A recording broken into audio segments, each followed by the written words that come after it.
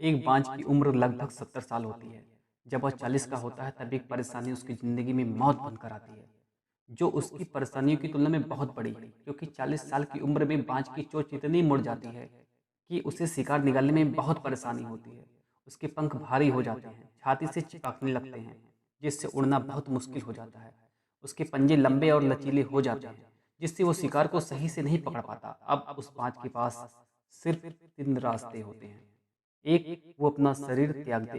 दो, गिद्ध की तरह छोड़े हुए भोजन पे निर्भर हो जाए।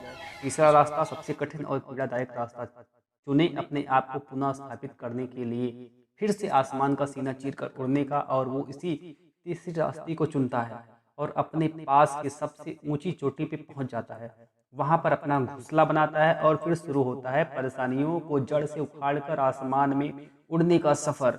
वह अपनी चोंच को एक चट्टान पर मार मार कर तोड़ देता है और लहूलुहान हो जाता है और इंतजार करता है नई चोंच आने का। उसके बाद अपनी नई चोंच से अपने पंजों को काट देता है और फिर इंतजार करता है नए पंजों के उग आने का। उसके बाद वह अपने एक एक पंख को अपने शरीर से अलग करता है और फिर इंतजार करता है नए पंख उग आने का।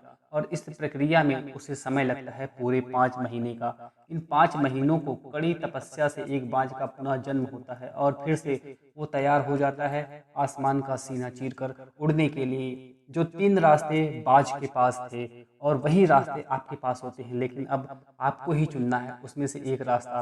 अब आप ही डिसाइड करिए कि कौन सा रास्ता चुनेंगे आप।